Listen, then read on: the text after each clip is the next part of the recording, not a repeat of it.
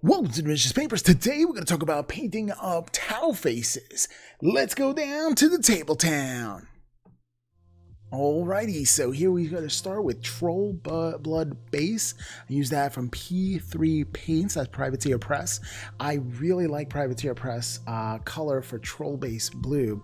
When I first started wargaming, I started a Troll Bloods army for Warmahordes, and I wanted to go by the word or recommendation from the manufacturer, which they say Troll Blood base was the way to go. So I had that, but ever since I stopped playing War Machine and Hordes, it just seems like it was super ultra competitive, and I was just like, maybe this is a bit too heavy for me.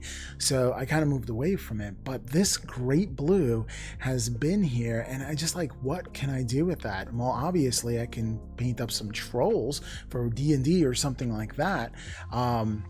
But I found that it was a great base for Tau. Next up, Underbelly Blue. Now that I have the base layer, now here I come in with the airbrush. People think I do everything with the airbrush. It's not true. I do airbrush, but I also include paint. It's a marinade of both techniques to use in my toolbox. Now I'm just doing a zenithal highlight. You're going to see how I'm just getting the top, creating a gradient really quickly. See how easy that is? Just creating the shadows and creating the highlights. All right, so now it's time for the detail. I'm going to hit the eyes first, creating shadows in the eyes. What I wanted to go for the Tau is just black eyes with yellow irises. I thought it was significantly creepy and alien for me. So in order to do this, I am using my Raphael brush. You can use your Winsor & Newton Series 7 brush, anything with a really nice tip. I like Kolinsky's Sable brush because they hold and retain their tip, and I use a 1 brush, and that's the size in which I use it for many things. And the reason why I do that is because look how big the belly is. It can really retain a lot of paint, and that could be a bane or a boon, but I like that it's a boon because I don't have to keep re-dipping the paintbrush often, especially when I'm doing edge highlighting or something like that. So I really think it's a versatile brush. So I'm just gonna go in, and you're to see I am just lightly doing strokes to the side, limiting my movement. My pinky is actually being pinched by my forefinger and my thumb in order to limit where I can move the brush, right? Because if I can just go anywhere, it's like crazy. But if I wanted to really focus, I want to lock this in so I can't move it anywhere. It makes it more secure. So there's a lot of different hand holes in which I do when I paint to limit my movement of my hands, so this way I don't get all those errant marks, as if if you ever try to write with a pen and just dangle it on the top like this, it's not going to be really neat. But when you secure it here and you start writing, you can do like calligraphy, it'll be fine. So next I'm doing some Flash Gits yellow, just getting the center dots of those eyes and really making it glow. And I put a lot on there. Again, there goes that belly. And I do want to saturate a little bit, for the reason why is because I'm going over black and this is yellow and I do want it to pop. The only way I can do that is I saturate the brush and just use the very tip of it just to poke at the middle. You're gonna see, even if you get an errant mark like I just did, I'm just gonna wipe the brush here and go over with black, and black covers over yellow so easily that it is so easy to fix any kind of errant marks just like that. so it's super easy, super forgiving. Don't be afraid of your brushes, don't be afraid of your paint, go for it. Here's where I get yellow on my thumb and I don't realize it. That could be really bad later on. All right, so what I'm going to do is I'm just using a light blue. I'm using blue number 3 from War Colors. I was just because it was handy. Any kind of light blue will do. Sky blue or anything like that. Vallejo Model Color has a nice one.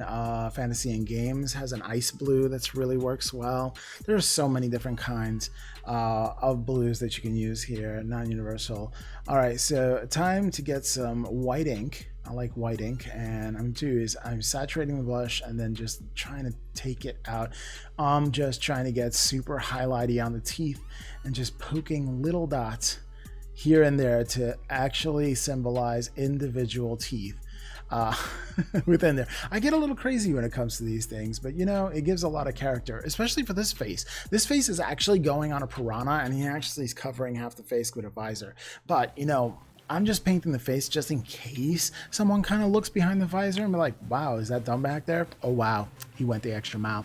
You know, and miniature painters will notice these things. Wargamers, not so much. A lot of wargamers just, you know, into strategy, into playing the games. I'm into painting, and sometimes I need motivation to play, but I never need motivation to paint. Okay, so what I'm gonna do here is I'm taking some red ink, and there's barely any in there. It's highly pigmented. There's barely in there, and it is waterlogged beyond waterlogged. So this is just a very, very light glazing, like a super light glazing, superly saturated paint that is waterlogged. And what I'm doing is just bringing some rouge in there, trying to make some rosy cheeks. Careful not to overdo it. Notice that I'm just doing a layer, letting it dry, doing another layer, letting it dry. You could stop right here and it'll be fine for you if you're trying to do that. But the reason why I want to go with red is that I want to humanize this alien. I know that sounds kind of weird, but I want to humanize the alien and I want to give it human features. And having rosy cheeks is something that we as a human are looking at the model can identify with, and it makes it more realistic in a fantasy way. It's kind of weird, huh? But honestly, we kind of look for what similarities they are. We want to identify it as human, like this is a mouth and here's where a nose would be.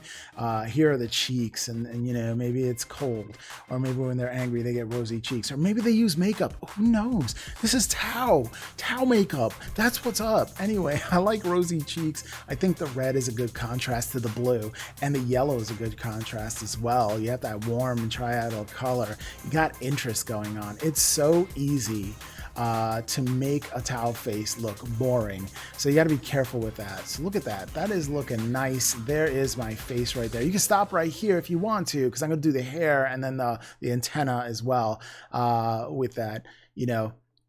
Always trying to adjust that, and you can adjust how you see fit and where you want to stop. If you're trying to follow this recipe, just make sure that when you're using ink that you super dilute it and test it out on a paper and wipe it off on the paper. It's almost like dry brushing, but not quite, like half wet. You know, I'm just like, I don't know how to say, just take your brush, put it onto your paper towel, let it soak it up. Here's a different towel face that I did. Same kind of recipe, same kind of thing that I did right there. All right, so I'm gonna paint the rest of the head. You can stay with me if you wish, but that was it for the faces. I just want to finish things out. There's something about endorphins and finishing something that you started. Now I'm using Pro Acryl, and that is from Creature Caster White. It was gifted to me by Patreon member Mike McBroom, coming in the clutch and hooked me up with that. He knows how much I hate painting white. And you're like saying, Rob, if you hate painting white, why did you choose a white color scheme for an entire army? And that's quite simple.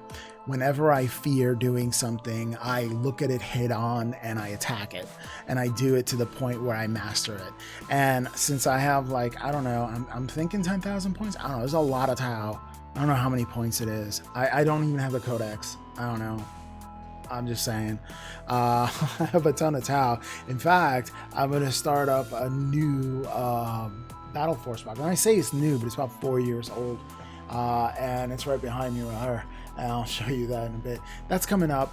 It has a lot of ghost kill and stealth suits that I'm going to get into. It's going to be a lot of fun. There's going to be more tutorials for the channel that you're going to see up here as well.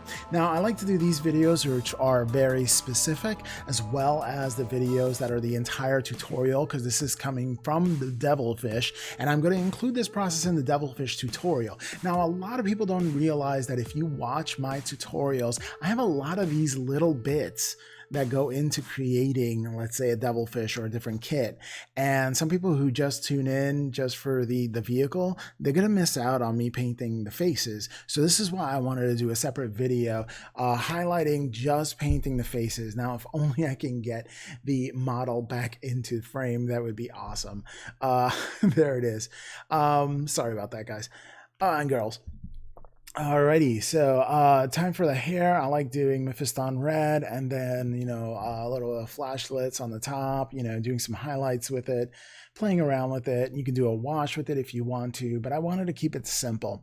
Part of the reason why is that none of these models are going in for painting competitions. I mean, maybe Best Painted Army at some point. I don't know.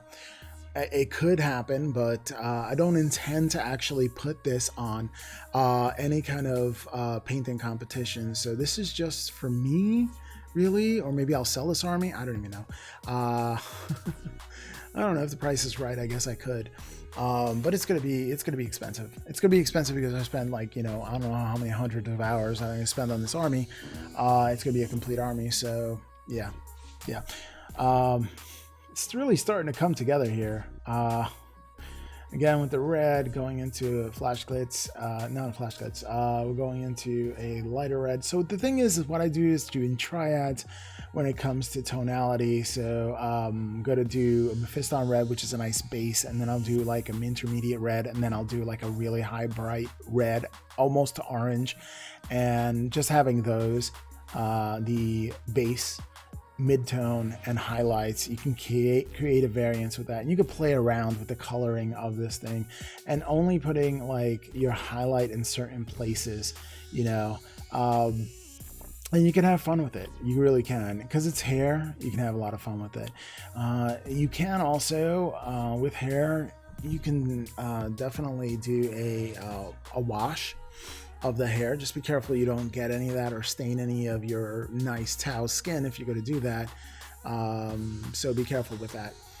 But yeah, I like doing red hair for my towel because it's a blue face and it's a nice contrasting color. I look at the color wheel and I'll be like, oh look, they're opposite of the spectrum. That's going to make it pop. And the thing with my thing is, since it's such a limited color palette when I'm painting with my towel, that I really want areas to pop in certain places. All right, so now doing a little gold blip on the side of his antennae. It's really hard to stay in focus. Sorry, guys. When you get so close with the faces, I try, but I move my hand around so much, and my DSLR can only, focus a very narrow focus. Like, it doesn't have a broad focus. That's because it's a camera, not really meant for just video. So I'm thinking about getting a new video camera. And you can help me get a new video camera or support me on Patreon if you would like to. And then we'll always be in focus, and then that's just about it, right? That would be amazing. Now for a gold little band around the hair coming through, I like to use Vallejo model metal colors, and their gold is a little like a green gold, but hey, it works. It's really a cold gold, and it works. And yeah, so that looks great right there. I think that's amazing. There it is, complete, right? Let's see what kind of finishing touches I'm going to add to it. Oh yeah, I'm going to go back with the hair once it dries and just put some highlights onto it. Very simple. Giving that higher highlight. Actually, this is like a mid-tone, and then I'm going to hit with orange there. Now, I always like to do my mid-tones with a little bit of Vallejo Game Color ink, and that really just makes it pop. It just really does. It adds so much pigment to it that it looks like it's almost on fire. So look how bright red that is. It's a great color to go to, and you want to do your gold band before you do this, because if you get a little bit of gold somewhere else, you could just literally just cover it up. And gold is yellow, a form of yellow, so it just kind of matches the eyes a little bit, really tying the face together. And you kind of want to do that. You want to have coherency when it comes to your miniature. You just don't want to throw on any kinds of random colors, because then it kind of confuses the eye. All right, let's get back to the main. That was it. Don't forget to subscribe if you haven't. Hit that bell notification so you can see when I do an upload. I'm actually doing a campaign called Rain in Hell.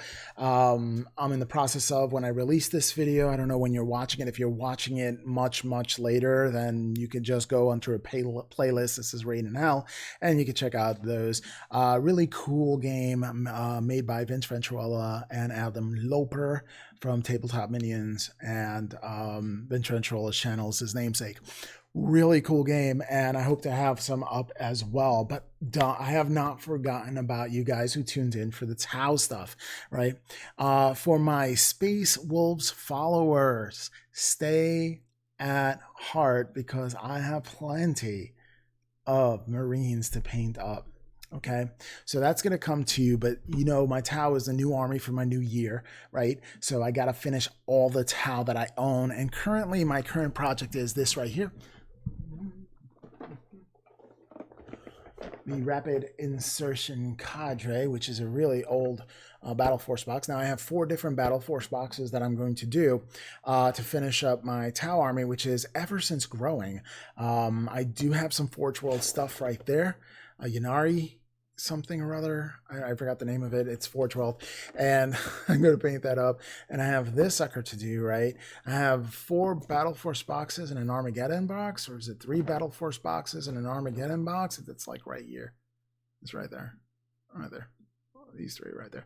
I think it's 4 Battle Force boxes and 1 Armageddon Tau box. So it's a lot of Tau, a lot of Tau that I'm going to be painting up. Anyway, more Tau stuff to come. We're going to finish that up, and then at the end of the year, we're going to chart up in a new army. This is how we do at the TMP. I'd like to thank my Patreon supporters, Emily Lesesco, and Mike McBroom coming in and helping and supporting the channel. Thank you so much, so much for watching.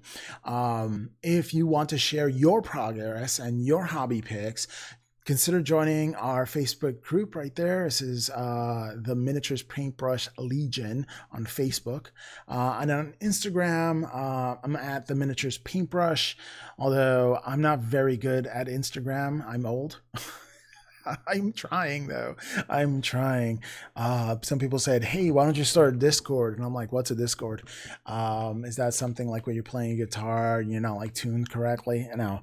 So I finally joined a couple of Discords servers there, and it's interesting, but I don't know. It's a lot, and I do have a day job, so if I ever get enough revenue, who knows? Who knows? All right. Well, I want to thank each and every one of you for joining. And if you really like this video, I would love for you to share it with others. Sharing is the kindest thing you can do. I do want to mention that currently, as of the date of this video of release, I am running an opportunity for you to win that campaign game Rain and Hell, and you can get yourself your own copy. You got to see game number 2 for the details for that, and I'm going to pop that up right here so you can check it out yourself and enter to win the game Rain and Hell, and I'll send it to you for free anywhere in the United States. All right, well, if you like this video, like, share, comment, and survive. And we'll catch you next time on the Miniatures Paintbrush.